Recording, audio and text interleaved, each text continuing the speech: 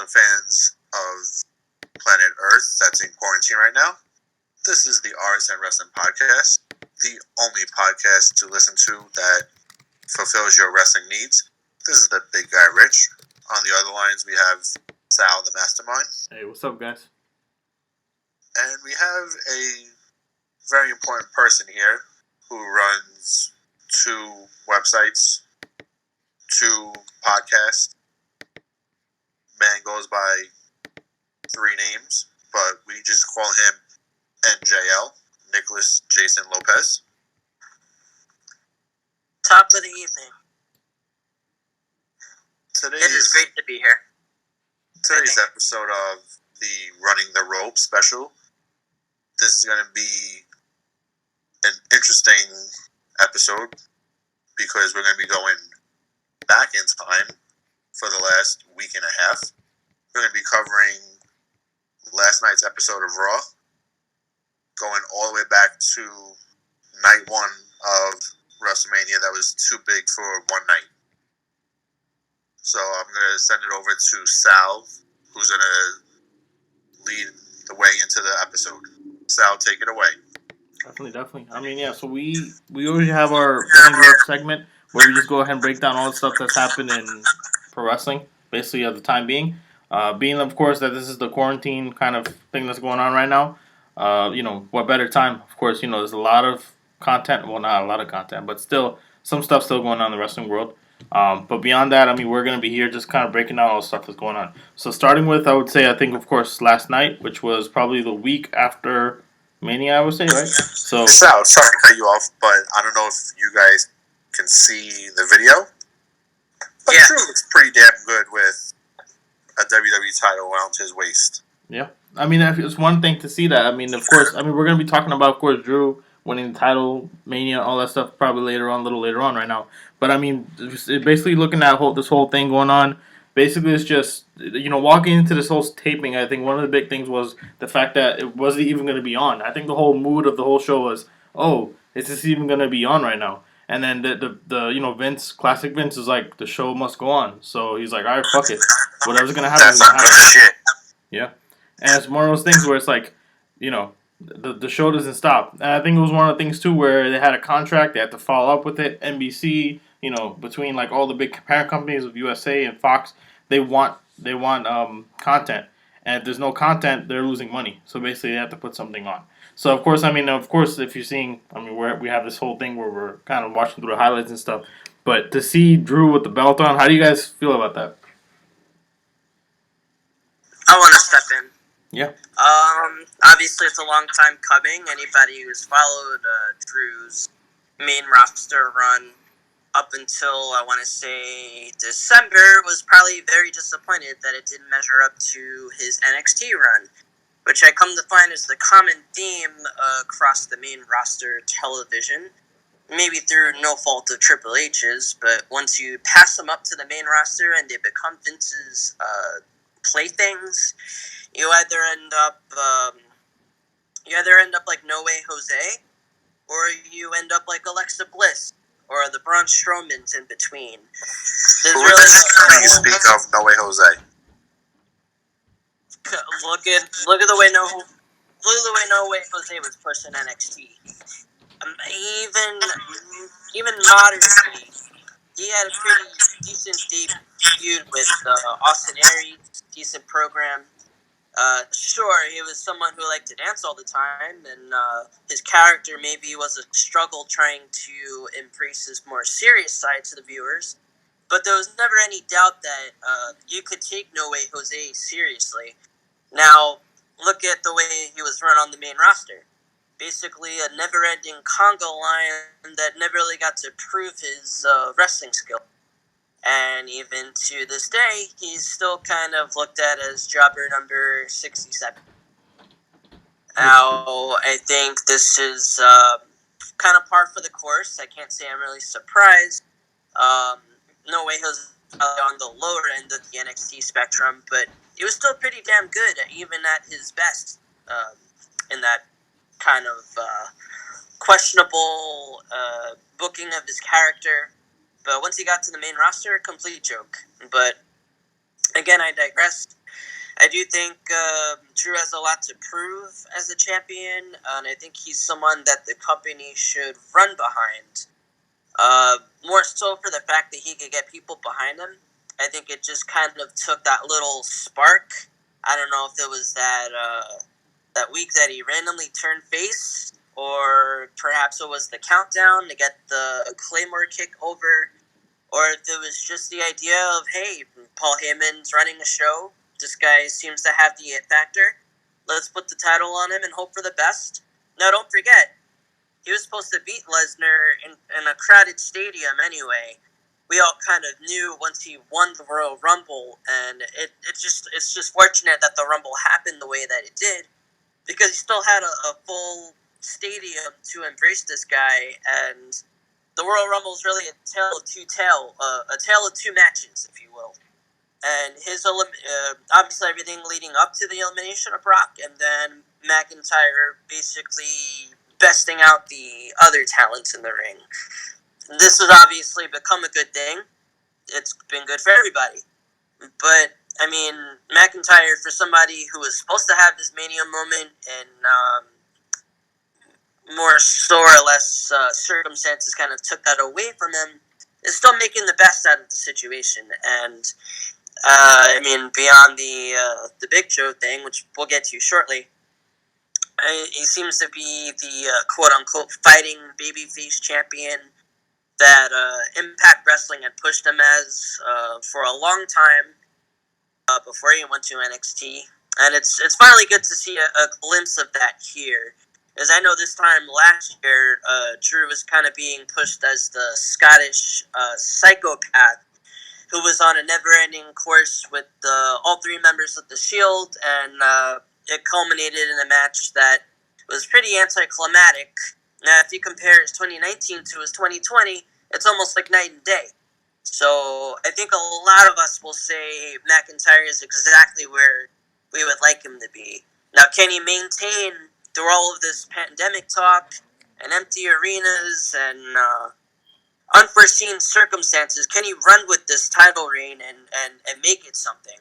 That remains to be seen, but the start is good. So far, I have no complaints, and it looks like based on where we're going after the end of last night's Raw, that it's going to be a good thing overall. Yeah. I don't know how long it's going to last, but I think we're in for a pretty good ride. Yeah, I mean, there's a lot of stuff to look forward to. I mean, we'll have to see how these programs go on, especially with this whole COVID-19 thing going on and everything, and, the regulations. I mean, WWE just got deemed essential service, supposedly, by the government, by the state government, so they're able to tape and everything. Not supposedly, they were. Yeah, I mean, how much did Vince pay them to do that, though? He probably had some influence, I mean, for his wife is like, part of the whole cabinet of Trump's cabinet, so definitely, she probably has a role in that, or that he probably pulls some strings to be able to do that. But I mean, beyond that, I mean, looking at the booking of this whole show, it kind of is like they have to do a slow build of everything. So it's kind of like every week they're teasing something, and then after that they kind of like reach back at it and say, okay, the next week, obviously it's going to be announced. I mean, one of the big things that wasn't Money in the Bank canceled though. Well, they canceled it, and then I guess they kind of again, it comes back to that whole TV deal thing where the USA, I think they're paying USA and, all these big networks big money. But if they're not producing any kind of content, then it's a loss for them. So it's kind of like, it's not like NBA where it's like, oh, you know what, hey, let's just take the season off and everything, and then that's it. They're losing money either way. So they're like, you know what, let's just put something rather than nothing on TV. So I guess now it's like, okay, let's just keep slowly building every show. But I think it also gives them more opportunity to highlight more new talent and all this kind of stuff too. I mean, we'll talk about all the different talents and everything. I mean, Nick kind of hit the big points. Of course, the whole picture with Drew, how they're gonna build him. Is he gonna be just like a face champion that's just getting his ass beat every week? Is it gonna be a whole thing where this is gonna end up becoming something later on? How long is it gonna be? We don't know. But I mean, one of the big things, of course, they were setting up for Money in the Bank this upcoming pay-per-view. Of course, that that was like Rich said, it was canceled, but now I guess they brought it back and it was like, all right, fine. They had a series of Money in the Bank qualifying matches, and it was kind of like, okay, let's just tease a little bit of the women's side mainly, and then let's go ahead and capitalize on the men's side for next week, which is it's interesting. I mean, of course, it's kind of like how they're trying to build it up, and of course, as we're seeing right here. Asuka qualified. There was a couple other people that qualified also. I think what was it? Nia Jax qualified, and then who else qualified? I think it was Shayna Baszler qualified. Yeah, but I mean, looking at that, like, I mean, let's switch gears before we go into Drew McIntyre and everything. With this whole show right now, with this whole thing going on and everything, how do you guys feel with this whole show last night and everything, as far as like the bill for Money in the Bank and everything? Well, I know this doesn't have to do with Money in the Bank, but to me, the highlight of the night was Zelina's little faction that she has going. Yeah, it's one of those things. That whole Austin faction. Theory, Andrade, and Angel. I like it. Yeah. It seems like they're really behind Theory, though. Supposedly it's just... He's a 22-year-old phenom who has potential through the roof, and he has nothing to do except grow. Yeah. I like him. Kid is the face. Yeah, and it's crazy how quickly he came up and everything. I mean, he's facing Aleister Black next week. He's a heel, but he has the baby face. Yeah, that's true. This is where I'll step in. Now, don't get me wrong. Austin Theory is. It seems like he's pretty well rounded. I obviously know that he had worked in Evolve and was a name that was pretty synonymous on a lot of indie wrestling fans' radar for somebody up and coming that people should look out for. But I never actually watched his matches. My first real exposure to him was him being called up, basically. And this is the funny thing about the empty arena era. At least lately, it seems like Raw is taking the approach of longer matches, which I'm not complaining. This is kind of what we wanted the whole time. Last week, we had a 28-minute Apollo Crews, I think, Aleister Black match, if I'm not mistaken. I think that's Apollo's longest match on the main roster. And it was also his best work. That's true. I think sometimes you just have to give guys time and let them run with it. How much of a story can you tell in a 6-minute match? But that being said, I think Theory is doing good so far. He fits in with this little stable of pretty skinny guys that... Zelina's pretty skinny guys. I think that's a pretty good stable name. Boom, trademark that shit. Let's go. They all kind of look the same. They're all kind of, my case, because I'm gay, I think they're attractive. They're pretty fit. If you want to make a stable and run with it, and if anyone has something to say about what Nick just said, fuck you guys. Don't listen to us. We don't give a fuck. Exactly. Yeah. We'll lose one viewer. It's 2020, motherfuckers. Yes, basically. And the fact that it's the stable kind of isn't new, because the last month or so they've kind of already been a unit. This is just the last night was really the first time that we're kind of seeing them push collectively. And something I was saying to myself, basically as I was watching the show, I was like, wow, there's a lot of Zelina tonight. And there's a lot of, like, her boy. Well, this is the first time we saw Andrade in, like, a month, right? I'm sorry? Is this the first time we saw Andrade in, like, almost a month? It's hard to keep track, because Theory and Andrade and the other guy, I feel like they've been on TV a lot longer. I don't know if that's on purpose. But I think Andrade just came back from his rib injury. And it's kind of also interesting, because if you notice, the stable's kind of taken the place of Rollins' disciples, which I don't know if they're having, I don't know if they're permitted to be on the show, or I think one's have a injured, one talent on the show. I know one of the guys from AOP got hurt with that Kevin Owens and Viking Raiders match. He separated his shoulder. Out for a little bit of time. That makes a lot more sense. But I think it's just funny that Rollins goes from losing a feud to now, he can feud for the title. I wish they would use some kind of logical explanation to kind of explain the transition to that one. But obviously... I'm watching the highlights, and I'm seeing a little Shield action between Andrade, Theory, and Garza. They did the Someone said Shield. Someone else said Los Inker Monopolis de Japan Lij of NJPW. Which if you follow, I can see that. If you follow some of their careers, they kind of have that background. Yeah, don't forget it started in Mexico. I was gonna say, do you guys feel like that's how WWE's trying to go for it? Like with I know in the past Vince has been against factions.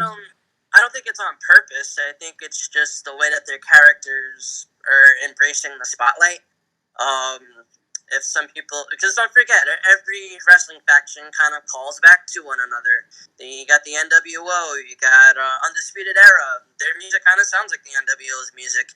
You have the Inner Circle. You have this little group. You had Rollins' Disciples, and they're all kind of borrow mannerisms from one another. Obviously, the OC is the callback to the club, which goes back to NWO. Kind of a callback to Bullet Club. Bullet Club is a callback to NWO, and DX was formed as an answer to the NWO, and obviously a lot of factions will think that DX kind of started.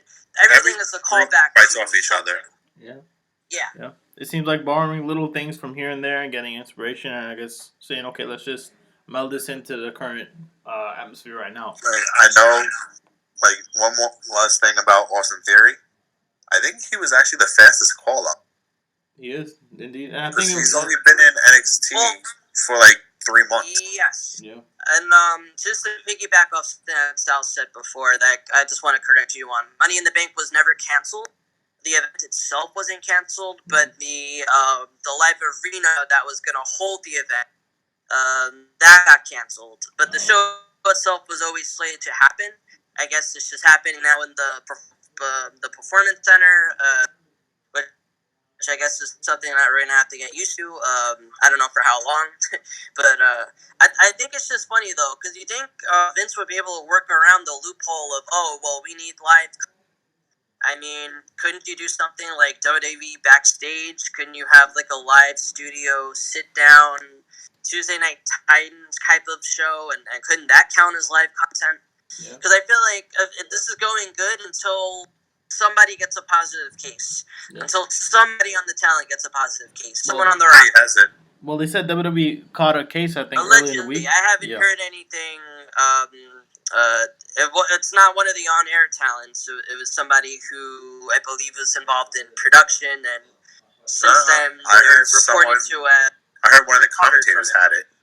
Yeah, it was like a mixed reaction. I think really one of the big thing was that they don't want to disclose who it was. Of course, I mean you can't blame them.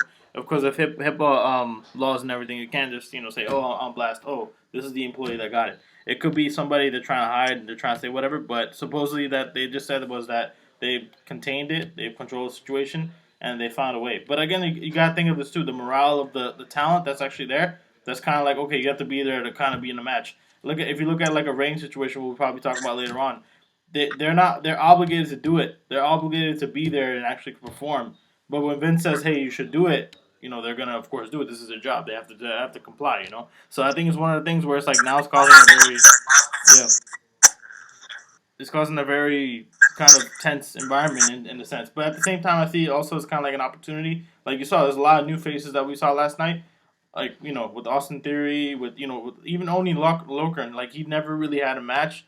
But now he's on Raw being highlighted, Hell, I see fucking Bianca Belair on there, It's like, why not? The funny thing is, we haven't seen... Oni Locker? We haven't seen any replays. No, the one after. Who? Bianca? I thought you said Gianna.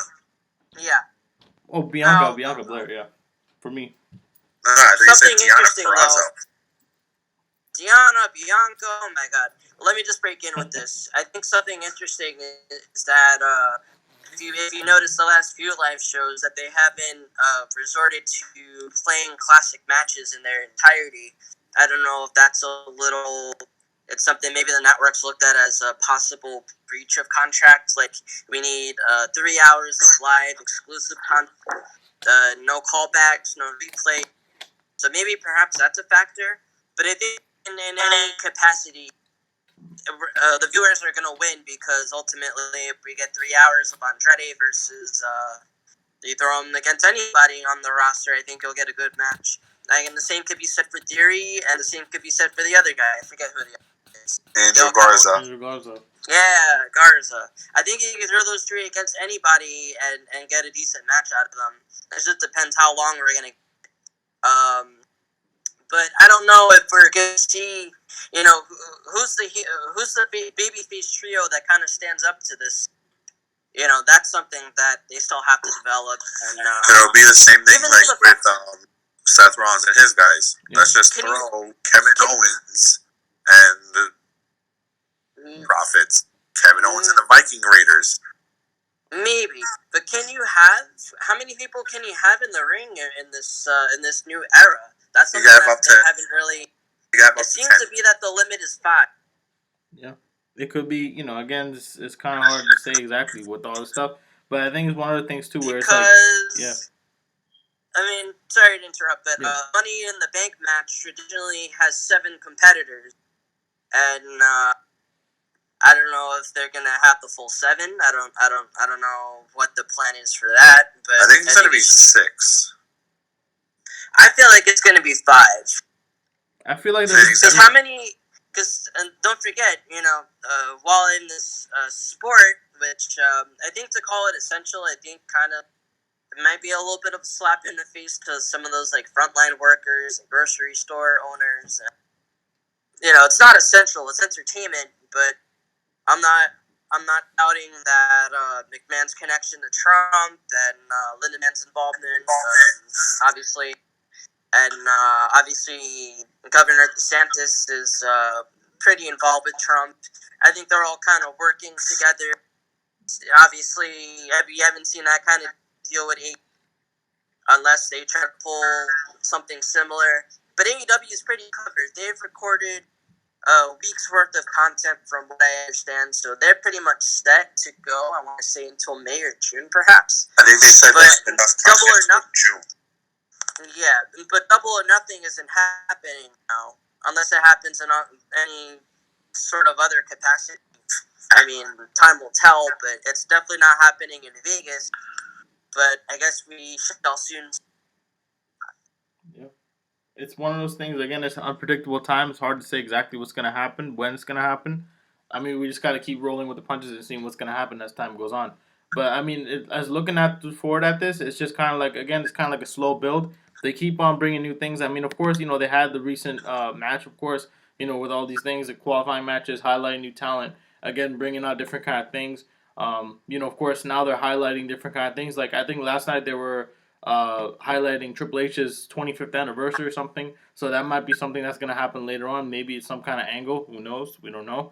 But again, it seems like they're looking toward the future to say, all right, you know what? Whatever happens, it's going to happen. Maybe, you never know. They might have a thing where it's like NWA, like an NWA style in-studio kind of thing. Which is like, okay, you know what? A closed environment, closed set. There's a studio audience there, small crowd.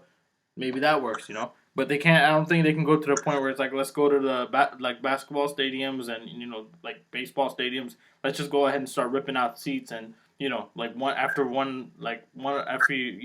every other seat we're just gonna go ahead and start tearing out seats or something like that.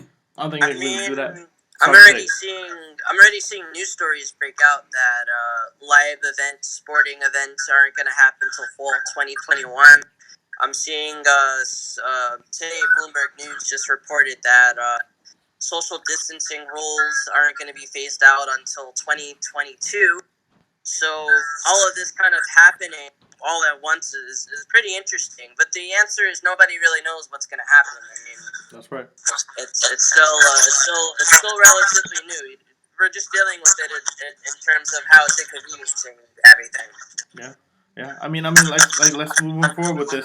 I think one of the big things was that with a big highlight, which was that Seth Rollins came out and attacked Drew McIntyre, potentially setting up a match. Again, they didn't announce it. They just said, hey, you know what? They hinted at it. Maybe there's a match coming up. Maybe it's Drew versus Seth. Same thing with the Street Profits. They didn't physically say anything yet up to this point, but I think they're just dragging it out, keep dragging it out to the point where it's like, you know what? When the time comes, that's when it starts to become this whole kind of thing. Like, okay, we know exactly for concrete, purpose, this is what's going to happen. So at this point, it's kind of like, this can go any way. We'll have to see how it works from there. But, I mean, we talk about Raw. I mean, let's talk about, of course, like things like let's talk about like for example, let's go back and backtrack a little more. They just announced a tournament for the cruiserweight title. Of course, it's kind of like where what you call it. They can't have one of their talent show up there because, of course, he's in the UK. It's like how can they actually do that? One of the a big pitfall of being a global brand is the fact that especially in the pandemic crisis like this, it's hard to do that. So it's kind of like how do you make that work from there? But I mean, they've announced this tournament. Seems like a big deal. Of course, they have a lot of big names in there. A lot of big names from 3-4 years ago, and you look at it now, starting to change it up. But I mean, if you look at things like I said, like SmackDown, let's switch over to SmackDown. Let's say, for example, big things, a lot of different programs. I just want to comment on the tournament. Yeah. Where's Leo Rush? Yeah, like he's not even there. I was wondering too. I think they're trying to have him go back with Bobby Lashley. That could happen.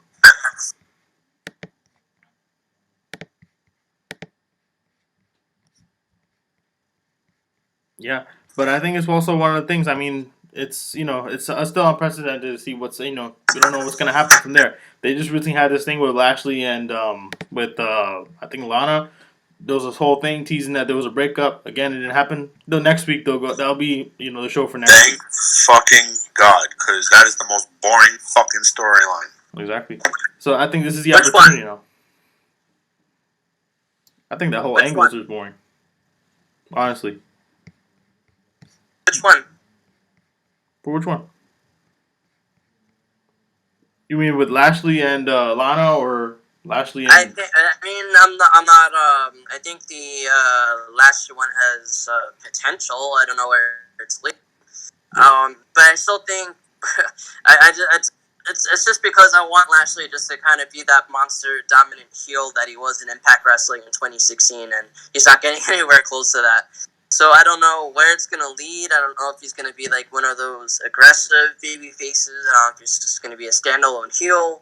I don't know where it's going. Is Lana going to be a baby face? Is Lashley going to be a face? I don't know where it's going. But, I mean, it could be worse. It could have been that lesbian angle, which they dropped rather quickly. Yeah. I mean, it's better than, this whole Otis and, Mandy Rose thing. It's kind of like, I don't know where that's going to go. I don't know where that's going to kind of end up.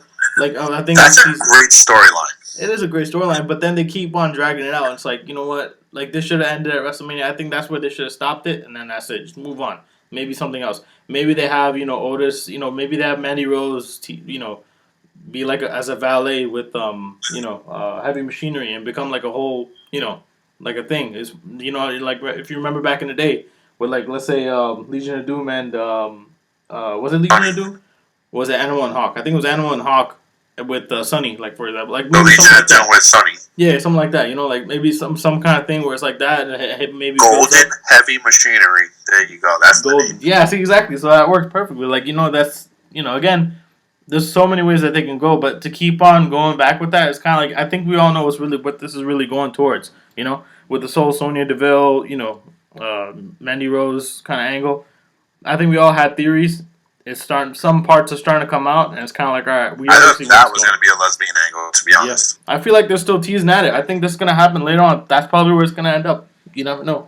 But if they do, it's kind of like just do it already. Just get it over with, finish it. Let's move on. Let's move on to something different. Maybe give her a title pick. A push or something like that. Do something. You've seen on SmackDown side they're doing a lot of different things, a lot of different pushes. One of the big things, of course, I think that was coming out was that they wanted to give, let's say, like for example, Jeff Hardy, who, of course, his brother, just went to AEW. They're kind of scared, like, oh shit, we got to push Hardy now. So now they're starting to push Jeff Hardy in the fear of, okay, if he goes to AEW, we're clipped. So it's kind of like, fuck, what do we do? So their theory is, let's push a guy who has multiple suspensions from drugs, alcohol, tickets, numerous tickets. Let's push him so we can keep him. I think it's fucking retarded. It's one of those things. Again, it's kind of like, that's one of the views right there. But then also it's kind of like he's vulnerable. He could be broken in a sense. He has all this kind of stuff that's going on where, he gets injured, he comes back. He gets injured, he comes back. He gets injured, he comes back. Gets arrested. Yes. He gets arrested, DUI, whatever, big deal. And then that's suspended. Yeah. which again doesn't make any sense. So I mean, it's kind of like really like if I mean they just announced that the revival got released from WWE. If Fuck they the revival. yeah, like why if you guys have all this talent, this is the prime time right now, and we've said this many times before. This era of talent that they have right now is the best roster probably at the moment, and it's probably like if you look at any other era, if they had all this talent, they would take advantage of it and use it. It wouldn't be like a situation of only if we could have done it, we should have done it, we would have done it. No, if you guys have an opportunity, why not take advantage of it? So it seems like now that Revival's out of the picture, they've added the Lost Sons as kind of like another table that just kind of replaces them, which is like all right. So what's your fucking point with that? Now Revival is going to AEW. Just want to throw this out there. Yeah. They should throw Lacey Evans with the Forgotten Sons because they all have military backgrounds. They should. Again, WWE. I mean, that's funny thing is, Steve Cutler, one of my friends, is actually cousins with Steve Cutler. Small world. Oh but, shit. That's pretty cool. That's wild. I know. It's to see my face when I learned that. But it's I mean it's I don't know. Talk to your friend, see if you could get him on the show. Yeah. That might be. I'll see what I can do about that.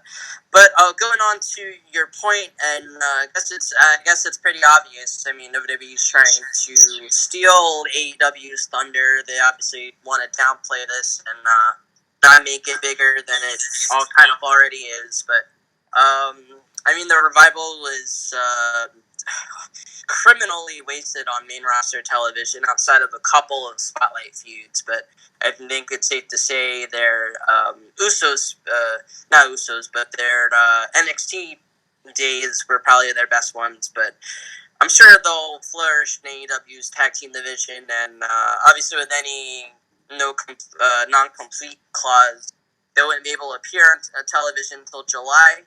And with AEW, they don't have a no-compete clause, so they can start right now. Supposedly, there's a big exception due to this whole coronavirus pandemic. Even so, though, AEW stopped making television content, so whatever they have is what they're running with. So anything they might have wanted to record, they could probably cut promos. That's it. They could, but it won't have the same effect of them just debuting as a team, just wrestling and doing what they're most known for. And then you could cut a promo after. That would be the smart way to do it, or have them physically attack someone. I think just throwing them out in a promo is kind of a wasteful way to debut what would be a huge pickup. Obviously, there's nothing set in stone yet, but I think it's pretty obvious that it's coming. Obviously, AEW picked up Luke Harper. They picked up Matt Hardy. And now they're kind of woven into current storylines, so it's not going to be a secret that the Revival. We don't know who they're going to go after, though. Yeah. But they probably might be known by Shatter Machine. I think that's going to be their tag team name. Yeah. We don't know who they're going to go after, though. They're going to go after the Young Bucks. Yeah, I mean, not necessarily. I think eventually at some point, but not now. I mean, it's kind of like that. Like if you look at the way that they brought Brody Lee in right now. It's kind of like, there's so many dream matches that they could have had with that, especially with this whole indie background, but they're holding off on it. They're kind of like, let's just keep saving it. Unlike WWE, where they just keep saving it up and they keep, like, dragging it out to the point where it's like, just fucking do it already. Where if you see, like, AEW, they're actually taking the time. They listen to the fans. I mean, now there's no fans, but they make logical sense of it. Like, okay, when's the best time to do it? And they'll do it, So it's kind of like one of those things where it's like, they'll eventually do it. Going back to WWE. That whole fucking blue circle thing. What the hell was that? Killer Cross, man. Killer Cross. It's not Killer Cross. It's not Killer Cross? Killer Cross is going to NXT. Could be Ali. Ali? That whole glitch shit. I think that's what it was called. What the hell is that? Or it could be someone new that they're trying to bring up. Like, how WWE, they bring just random new talent out of nowhere and then, let's just put them on TV. Just for the hell of it. It could be that too, so you never know. At first, I thought it was Killer Cross. It seemed like Killer Cross. Because they never specified if him and Scarlett were going to be NXT or straight to main roster.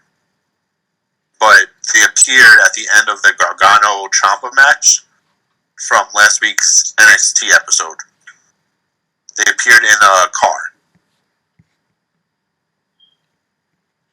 I mean, you never know. That is true. It seems like they're going to be more of NXT. I think this is just a weird way to get Ali back on television. Because don't forget, he's kind of in that mid-card spot, and he fits right in if you reveal him as a hacker, which could be a callback to his vague vignettes that aired earlier this year or sometime last year. And you could throw him right into a Ziggler Otis storyline, and he fits. I mean, it just depends on if he does anything heelish or if they take a turn with it. I don't know. Time will tell, but I guess it's just we'll see how it all plays out. Yeah, I mean, it's kind of like it's kind of one of those things where it's like it's hard to say exactly, but it can go different ways. So it's just at this point where it's like there's a lot of unpredictable things, and with the way that they're trying to build it up now, they're always gonna have this kind of thing. And we've seen this all the time with any storyline. They don't try to connect it. It's never logically connected. It's always gonna be something with a monkey wrench. For all we know, it might be Sami Callihan. That's the last person that they had doing a hacker gimmick. So it's hard to say exactly how they're gonna do it. He's not leaving though. Yeah. I mean, he's not leaving Impact. I don't think. Does anyone know if they're allowing Killer Cross and Scarlett to keep their names? Doesn't stop. I wouldn't be surprised if they did. And mostly everybody who's come to NXT has been able to keep their name. Yeah. Or that you never know because the name Killer Cross. I mean, they could just call him Cross or Double K. They could. I mean, it's you could call him Cross because people already kind of know him as Cross. Remember, there's certain names he doesn't like. But don't forget, that's NXT. NXT had the War Machine. It's just if he ever gets on the main roster, then he might just be called Cross. Which, in a weird way, I kind of like Cross. I think Cross is just Cross by itself is cooler. But then you might get confused with Nikki Cross, so I don't know how they explain that one away. Yeah. Unless they spelled it differently. Oh, like Relic is killer spelled backward. Yeah. They'll probably find some way to just kind of bring that back into it. I think it'll be some kind of variation. I mean, especially if you looked at all their, if you noticed, there was probably like a certain era of if you look at all the merchandise and everything, when they start bringing people in first, like Roman Reigns, Kevin Owens, all this stuff. The reason they had those names was because if you look at their first two initials, you can market that straight out. Like KO, Kevin Owens. Roman Reigns, if you see his whole logo, it's basically two R's, just one flipped over in the mirror image of it, making like a little spider or something. Like small things like that. Seth Rollins, I mean, there's many logos in his merchandise where they have like an S and then it's an pretty R. dope. Yeah, it's pretty interesting. I mean, but when you look at it, it's kind of like it makes sense. So it's kind of like, and then you've also seen WWE try to go down the other route where they've shortened names, where it's like, okay, Big E, remember it was Big E Langston, and then they shortened it to Big E. It was things like Apollo Ali, Crews. yeah, Apollo Crews. Now it's just Apollo. With Ali, for example, before it was Mustafa Ali, then it's just. I think he's still being called Apollo Crews. What? But at one point it was just Apollo. Yeah, just Apollo. Yeah. Alexander Rusev. Yeah, Andrade Cien Almost. Now it's just Andrade. I think. I wouldn't be surprised if they take Drew McIntyre and just call him Drew. Yeah, I mean, so if you look at like Cesaro, yeah, like Cesaro, they have Antonio Cesaro. Now it's just Cesaro. I mean, yeah. Well, and I mean, don't get me wrong. In some of the cases, I think the name shortening has actually worked in their favor. Cesaro worked. Andrade clicks to me a lot better than Andrade Cien Almost. I mean, I got the back to Mexican heritage and professional wrestling and lucha libre, but come on, he's Andrade. Ali, I mean, that one's a little bit controversial because of his last name. He was Mustafa Ali, but I mean, and obviously Neville fell victim to this too. It's just pretty much all around. I don't know. A good hand. Like, I don't like the Shorty G gimmick. But in certain situations, it works. Yeah. I mean, like, I don't like Shorty G. Just call him. I hate it. Just call him Chad Gable. But they won't because they're stubborn. Well, even if you call him Gable, that's fine.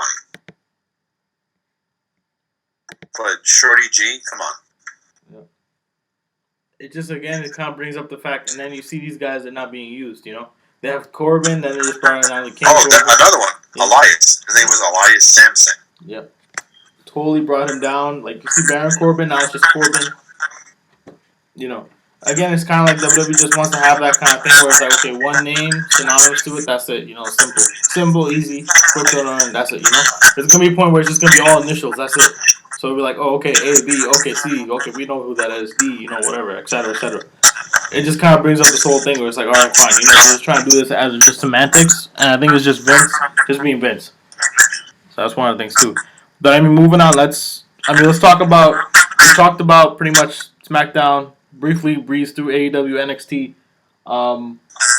One of the big things, of course, I think people want to hear. Yeah. WrestleMania review. WrestleMania. So we got night 1, night 2. I mean, let's talk about pretty much the whole pay-per-view as a whole. I think there's a couple things that are kind of highlighted that we want to talk about, but there's a lot of other things that were kind of, you know, brought up in that whole show, which we'll get to also. But what are you guys' thoughts about WrestleMania? This whole, you know, stay-at-home WrestleMania quarantine. How do you guys feel about that? 100% honest. I thought it was going to be a horrible show, but by the end of night 2 when it was all done, I liked it. I thought it was really good. Nick, what about you? I mean, it has its highs and lows. Obviously, I think splitting into 2 nights wasn't something that they planned, but I think we can all agree WrestleMania 35 is too big for one night. This just happens to be the year they do something about it. But just remember, it was 18 matches. I mean, yes. But I think for what it was worth, I think there was more good than bad.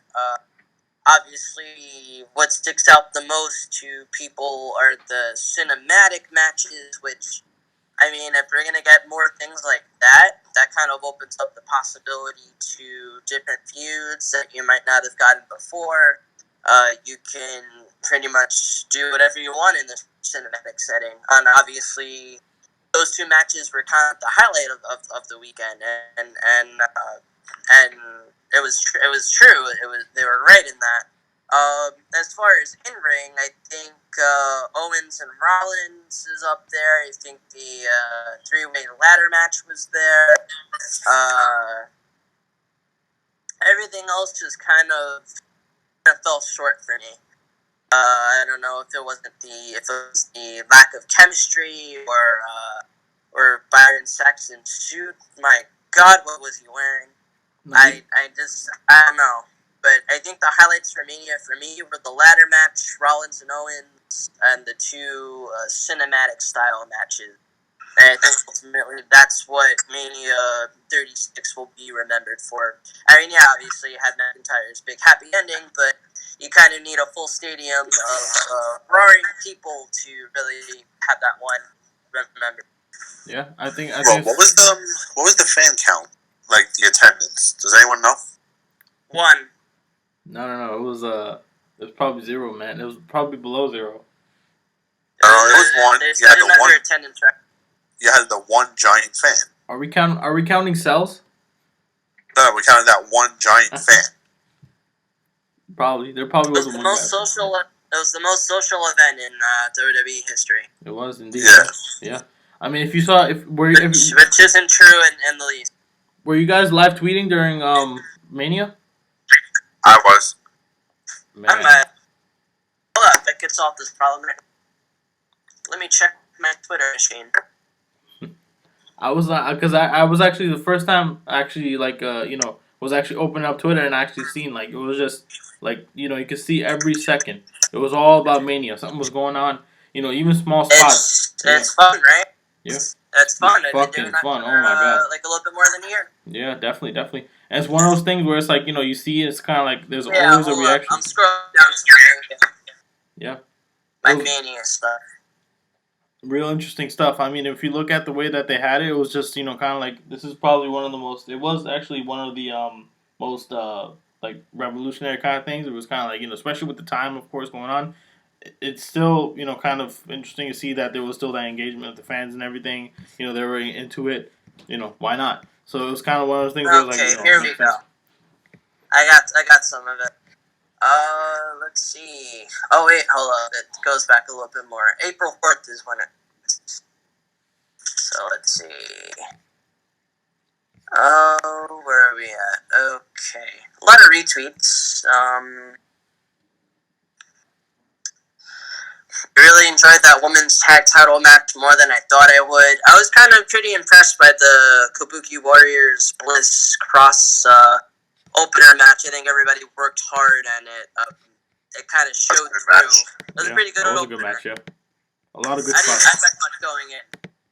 I mean, for me, some of the matches that really stuck out. I mean, we're gonna talk about this, of course, the cinematic matches. I mean, with me, it was just like things like, let's say, Charlotte Flair versus Rhea Ripley. Pretty interesting match. Can we just get out of the way? Yeah. Worst match was Braun versus Goldberg. Of course, man. Any match for Goldberg is probably gonna be a shitty match, of course. Just to get that out of the way. Yeah, of course. I forgot that happened. I forgot what that happened. It was a horrible 2-minute and 15-second match. Oh my god, Ed said it best. If you're just gonna come back for like a 2-minute match, don't fucking bother coming back. So I mean, I literally went to the bathroom, got a drink. By the time I came back, the match was over. That's crazy. I'm telling you. So looking at one of my other tweets, are we supposed to forget Sami Zayn can actually go in the ring?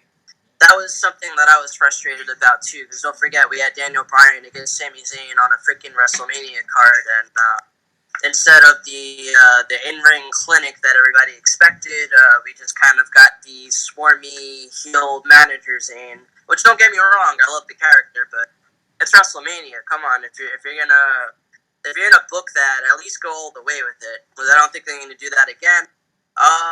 It wasn't as bad as I thought it was gonna be. I mean, the fans wanted El Generico, and he could sell really well. But I think sometimes the way that Zayn's character is pushed, sometimes I think WWE kind of wants us to forget that he can actually really go in the ring. Because when was the last time Sami Zayn had a really good match? The fans wanted El Generico versus Bryan Danielson. Or the American Dragon, yeah. That's what the fans expected. No. I mean, again, it's kind of like, again, you can make the argument that it's time constraints. I think it's just WWE trying to be WWE. They don't want to do something else that someone else did. In this case, ROH and, like Dragon Gate and New Japan. They're just like, you know what? Let's just do something that we do. And then this is the bullshit that they come up with. Again, it was really fucked up. They could have done a lot of different things with that, but they still managed to just like, all right, let's just fucking wing it. Like, it's said that is what we got. Yeah, it is. It is. But I think it's again, it kind of just brings up the fact that if you look at, I think, the whole tone of the show between WrestleMania Night 1 and Night 2, it was that they wanted to make sure that all the baby faces, but all the they got basically favorable reactions. They didn't want to make this one of those things where it's like, let's just have all the heels win and then people get pissed because they're already pissed because they're not there, and then they're pissed at the same time because they. I actually forgot this match happened last year versus Alistair. Yeah, I forgot that too. Yeah, and I think one of the take-home points with this we talked about before. Lashley and Lana, this whole tension going on, someone's gonna, it's kind of like, are they gonna split them up? Is it gonna stay there? We said this. I think they should have just gone ahead and nixed it, just finish it, get it over with. Let Lashley be himself. Let him fucking have a match against Brock for once. He's been asking for it for a long time. That's what the fans wanted. Yeah. For how long? For the longest, and since he came back in 2017, 2018. What that? Yeah. Before Bobby even left the company. Yeah. Before Brock left the company, he wanted that. And this is one of the things too. Like there was a point where Lashley, Batista, let's say, like all these big guys, Lashley, Batista, Lesnar, were all in the company at the same time, and then basically everybody went to their separate roads. You saw Lesnar leave WWE. Lashley just ended up, he started staying there, and he just made his own kind of thing. This is the perfect opportunity. Why not at Mania? They couldn't do that. Like, fuck it, let's just go ahead and do it from there. So it's just kind of like, they have all these opportunities, but they're like, let's just keep dragging it out. I mean, we're seeing right now they got, what's it called, the whole Dolph Ziggler versus Otis match, basically with Sonya Deville, with Ziggler, and then they had Otis with Mandy Rose. This whole thing going on. It wasn't a bad match, to be honest. It wasn't a bad match. I mean, of course, they just had this whole ending. It was just for that last kind of scene right there where you just see, okay, it's just Otis and Mandy. Okay, finally they got their whole thing. Macho Man style bullshit. Yeah. That's what the fans want. Yeah. I enjoyed the ending, but I think obviously if there was ever a moment that should have happened in a stadium full of people, that was probably up there. Yeah. But yeah, again, it's kind of like fans. Yeah. In the words of Vince, that's good shit.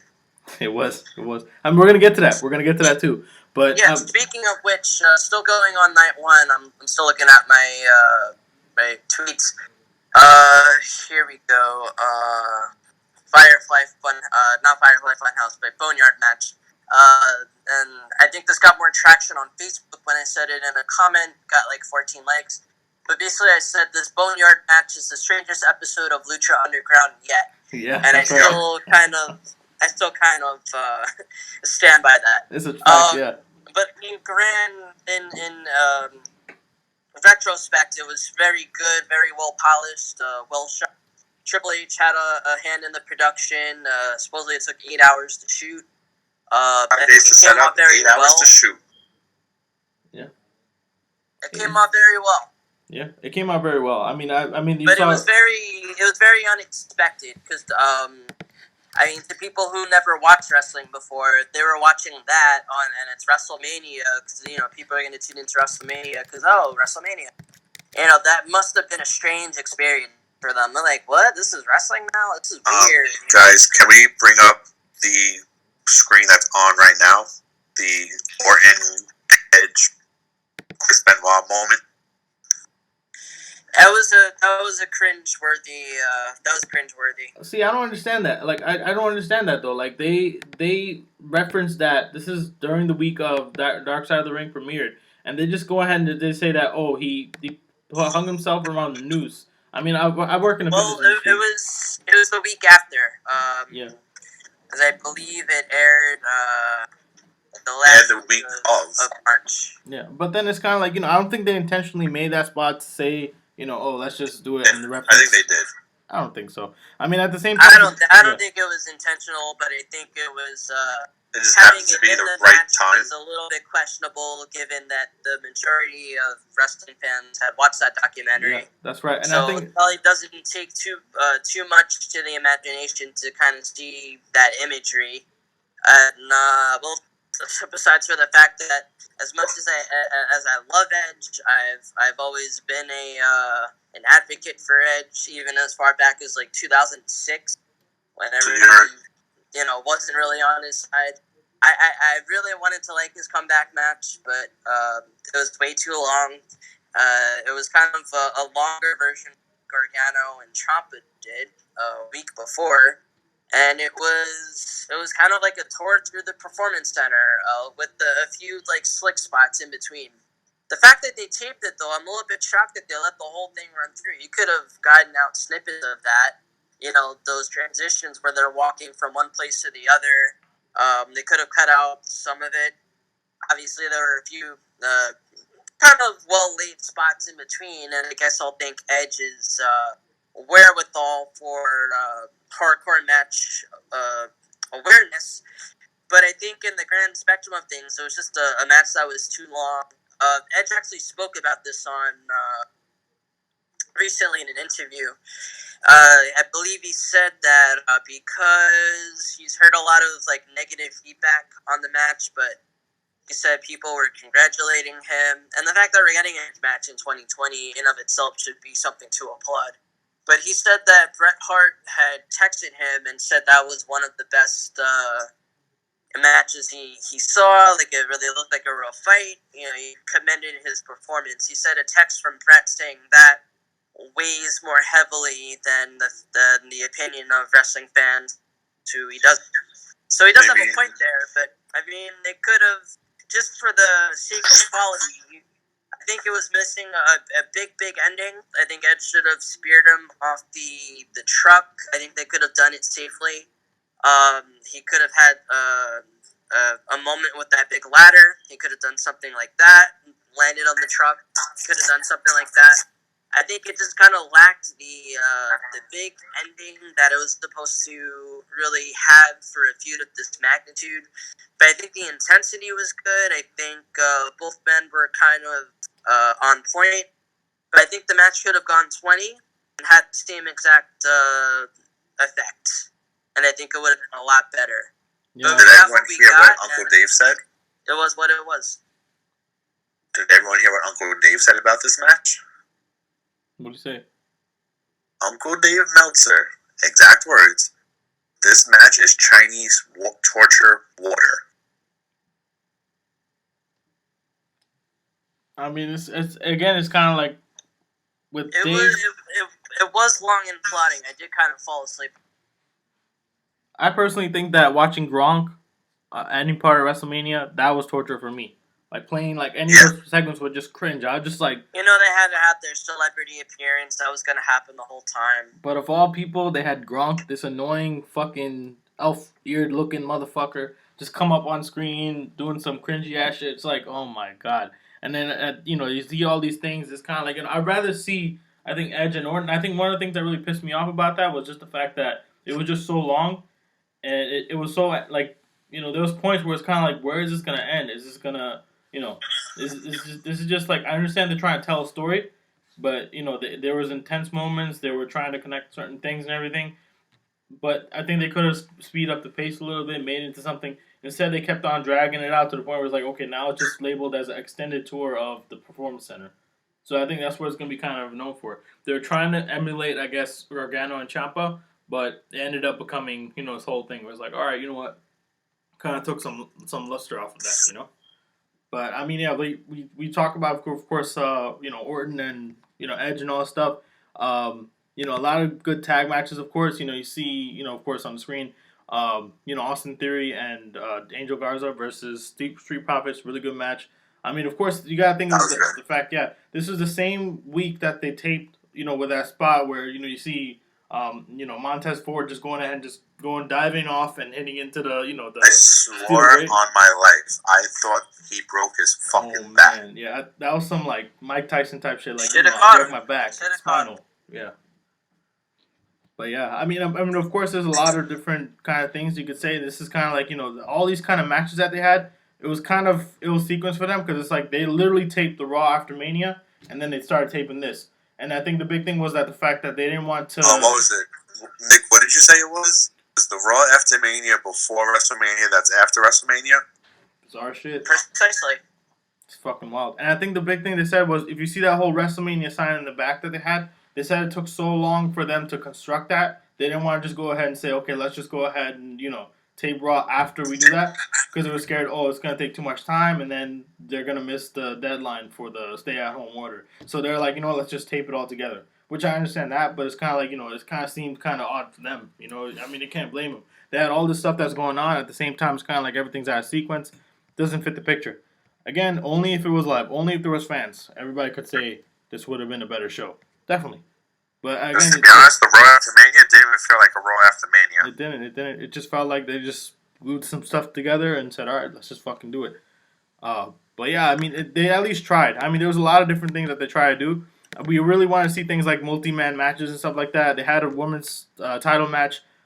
Interesting match. I think at some point I thought that, they're really going to give the title to Lacey, but they ended up not doing that, which is kind of like, why. I really think they were going to, or there was going to be a turn.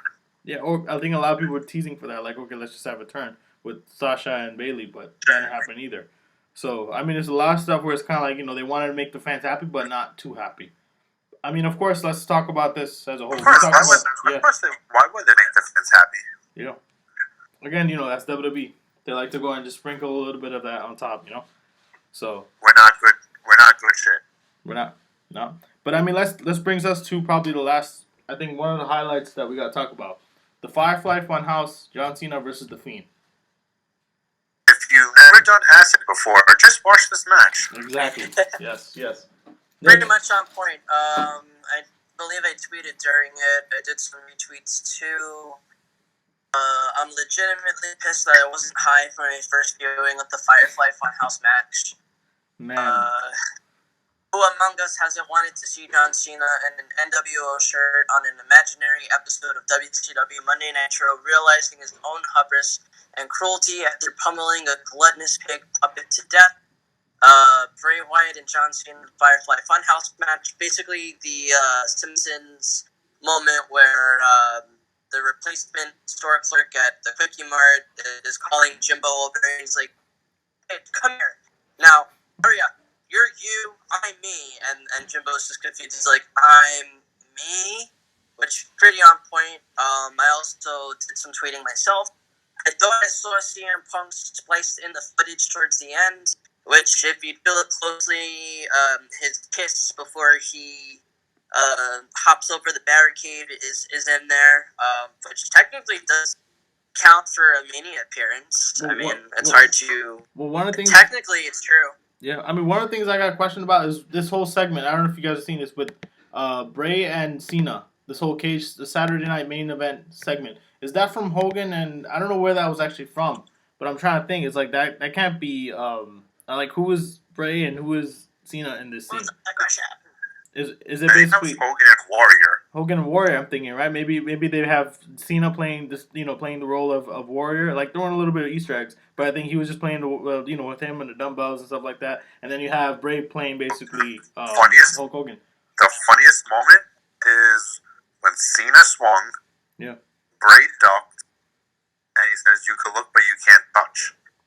The little Nikki Bella ding. Oh, man. That was fucking perfect. They threw in so many what you call it, a lot of like Easter eggs and stuff, or a lot of like nods to other things. I mean, I think Cena said something about, if you put my junk in a sock or something, or in a sack, you can market that or something like that. I guess just trying to market, the whole Socko thing. But then there's a whole bunch of other things that they started teasing out. Of course, they had this whole Dr. Thugonomics. Harris. Yeah. Husky Harris, there was Bray when he first came up. Yeah. There was he got the whole world in his hands, Bray. Brought a little bit of Carlito, didn't they? With the chain? What's that? With the chain, like getting hit with the chain over the head. That's kind of like a Carlito. Like if you remember Cena and Carlito in the U.S. title. They did the prototype. They did Thugonomics. Super Cena. And now... we do not condone. Obviously, the most talkative part of the match was the cut to McMahon, Vince McPuppet, basically going, "This is such good shit," which is a callback to Dean Ambrose's Talk Is Jericho appearance, where he talked about how he didn't agree with the way his character was being pushed on WWE television. He was just basically listening to Vince drawing out all these absurd ideas. He defended it by saying, "This is such good shit, pal." And that's how the legend goes. I'm kind of shocked that McMahon would kind of let it air on television. For some reason, I can't picture him agreeing to want to air that on WrestleMania. But, I mean, I guess it's... and he needs to make money. Yeah, we've seen bigger, more surprising things happen. So yeah, I mean, but there's a lot of like parallels. Like this. Yeah, there was a lot of different podcasts. Yeah, we at the Arts and Wrestling Podcast do not condone doing drugs, but this is definitely what happens when you do acid and you smoke weed at the same time. Well, this is as close as you're gonna get, I think. Yeah, it's kind of like it could have gone even more bizarre. I think it's probably one of those things where it's like, this is probably... I think one of the big reactions was, what the fuck did we just watch? And it's just really one of those things where it's like this match really threw out a lot of different like things between logic and then, being outside of the world. Of course, we talk about this, them having all this kind of thing, and then they cut to Titus O'Neil just going, "What the fuck did I just watch?" I think that was that was fucking epic. That got me done. I was fucking dying when I saw it. His face was priceless. Yeah. And it's kind of like, it's a perfect moment to bring him in and just to kind of say, okay, it's what it is. Let's watch. Yeah, it's fact. And again, it just brings up the fact that this whole thing with the Fiend, they had something going. We talked about this a month ago. Super Showdown, he drops the title to Goldberg, of all people. And the next thing you know, it's kind of like they fucking buried him, they killed him, and all that stuff. it's a great thing to see that at least he's coming back and he's still doing that. I think at that point we're just kind of like, that's it, it's done. Bray Wyatt's done. The And Fiend's done. that one line he had to Braun was perfect. Yeah. I brought you into this world. Mhm. I'm taking you out. Yeah, throwing shots, man. Again, connecting it. Because just to remember, if it wasn't for Bray, Braun wouldn't be in the company. That's true. This is going back, what, 5 Well, years? 2015 when he was 2015. the black sheep of the Wyatt family. The It was the night after fat SummerSlam. black sheep. Yeah. Came out of nowhere with the But massive. obviously, I think Braun's career took a better turn once the brand split happened. He was one of the people who actually benefited from the brand split, because once Raw became its own separate entity, he kind of stood out in a good way. They kind of reinvented his character a little bit, gave him a little bit more edge. He fit right in with Jericho Owens and all of those characters. Obviously, he should have had a run with the world title in 2017. That would have been a nice time to do it when he was still relatively new. The fact that it's happening in 2020, well, it's like, damn. Well, how much can I really do with this? And something I come to find with Braun is that the less you give him, the more he runs with it. But the more that you give him, it's kind of good, better in small doses, at least in my opinion. Don't let him do too much. I just want to know where so Nicholas you have the mystique, but at the same time, don't give him the ball entirely and let him run with it. That's He's the type that's good in small doses. Yeah, that's a fact. I just want to know where Nicholas is. Where's his taxi? Nicholas, I think it's, again, we gotta, that's the thing too, the youngest WWE champion, he's like almost, is he 12? He's probably like 10, right? He's 12. He's probably 12 right now. Yeah, I mean, it's kind of like, are they He's going to bring 12. it back? It might be a thing where it's like 2015 or was it 2016 where he had, Cena versus, Cena versus Bray? I don't know if you remember the spot where it's like out of nowhere, like towards the end of the match, it was a cage match. You see Cena, ready to go and finish the match, and then next thing you know, it comes out, and then that's when the kids choir. The kids choir came out, yeah, and he's like, you got the whole world in your hands, and it just freaked them the fuck out, and then he ended up losing. Maybe they could capitalize on that and do something like that. You never know. But again, you never know WWE. The way that they have it, they're not gonna follow logic. That's not good shit. That's not good shit. No, they're not gonna follow logic. They're like, fuck it, let's just go the other route because we want to. Let's just piss Dave Meltzer off. Let's just piss Jim Cornette off more. Fuck it. But I mean, it's kind of one of those things where it's like, there's a lot of stuff. I mean, of course, this whole week, if you're Vince McMahon, you're probably really fucking pissed because of the fact that the XFL, of course, they recently announced, just filed for bankruptcy. What are you guys' thoughts on that? Fuck the XFL. Everyone knew it was going to go under. But that's kind of sad. I mean, it's disappointing in a sense because I think the second wave of the XFL was better in quality. I think people were ready to kind of embrace it. Yeah. Seemed like the ratings were good. People seemed to be ready to watch it. It came at a perfect time because the NFL had ended their season, and obviously no one could have forecasted the pandemic, but that was just one of the victims because it has McMahon's name on it. Obviously, WWE is the more well-known entity, so any ties whatsoever that are going to cost him money, he has to cut them. So XFL was not exempt there. Yeah, that's a fact. I think it's just a case of what could have been. Yeah, it's kind of sad too. I mean, I can't help but feel bad for Vince. I mean, in the fact that he put so much money into this, we've heard the reports. He actually, I think he liquidated his own stock just to go ahead and fund this. He put his own money into it. He sold like a good chunk of stock. I think even his most trusted friends and investors, they invested in this too with him. And this whole thing with him filing bankruptcy, it kind of soured their relationship. But now it's like, okay, you know what? You're doing that just so that you can save money, but you're not thinking about the rest of us.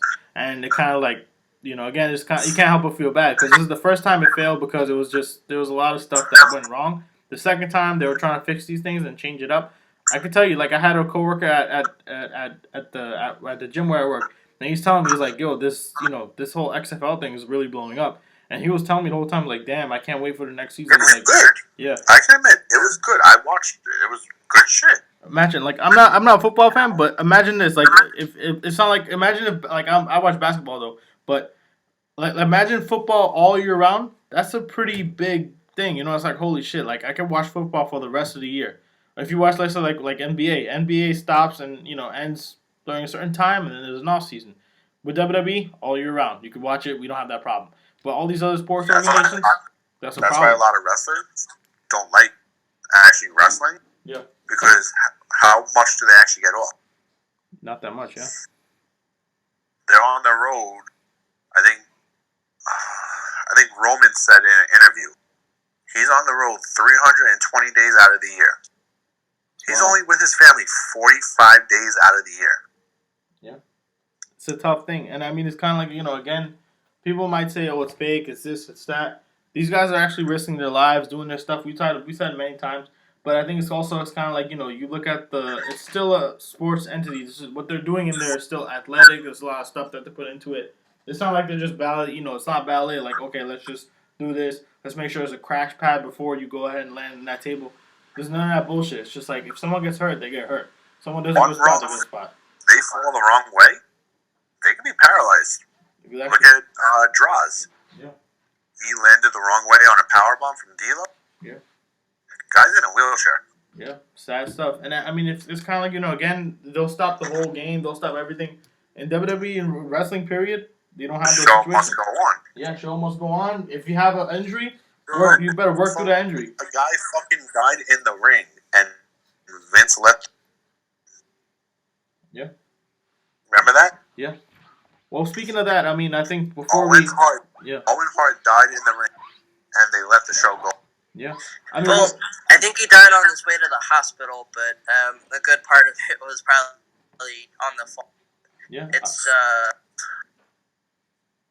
I don't know.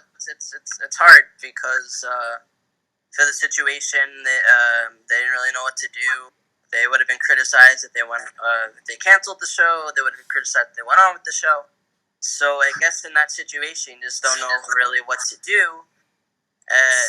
It's something new for everybody, but it's the show must go on. It's a pretty vague term, but I don't know. It's situations like a worldwide pandemic. I don't know. Yeah. Things go good until they go bad. Yeah, that's true. I mean, before we wrap this up, you guys talk about Owen Hart and all that stuff.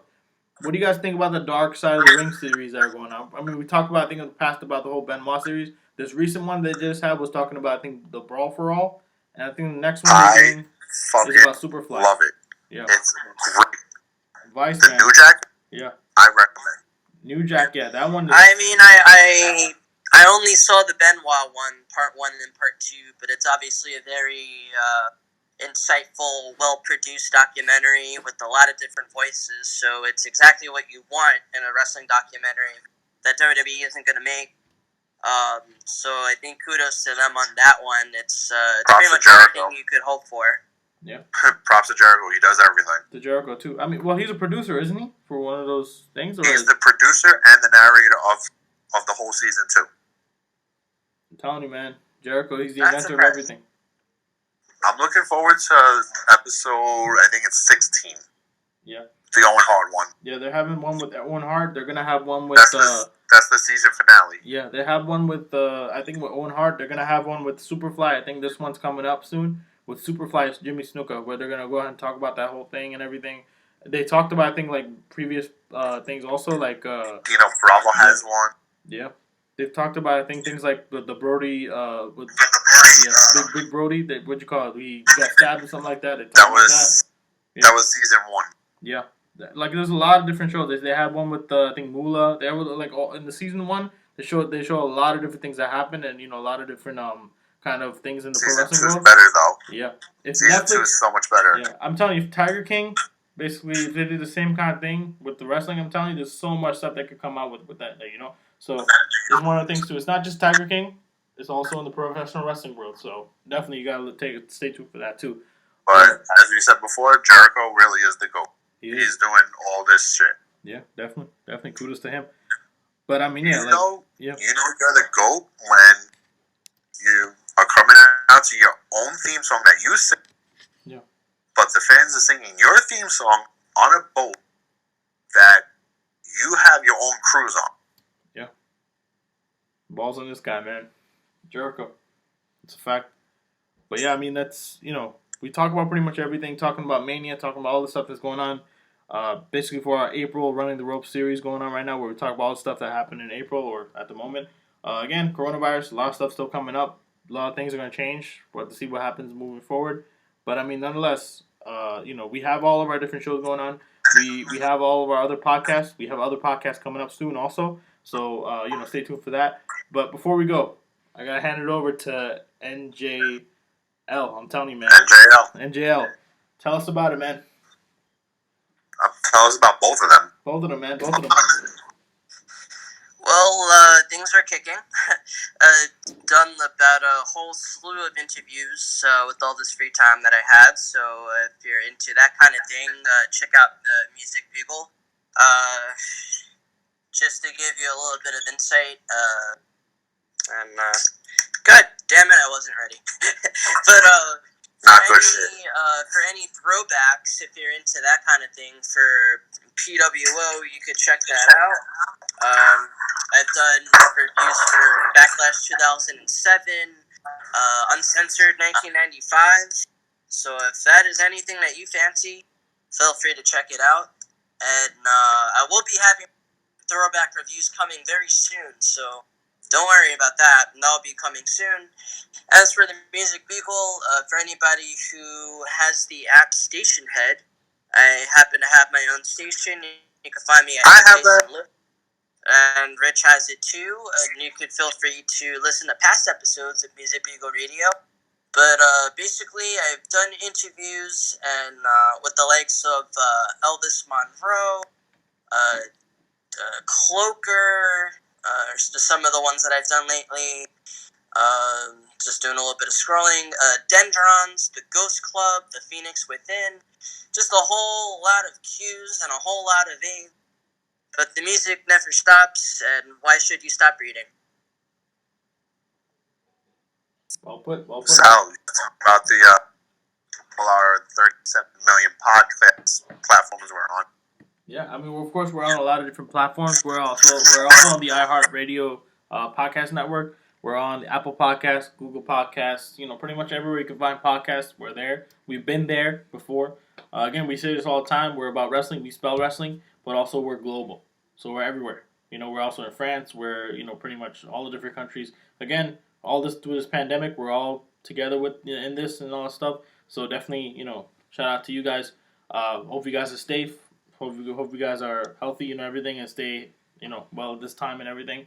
But beyond that, you can always count on us talking about that. You got Rich doing the whole, Instagram and everything. Me and him co-run the Instagram and Facebook pages. But then also on top of the fact, you can also see all of our other social media outlets as well.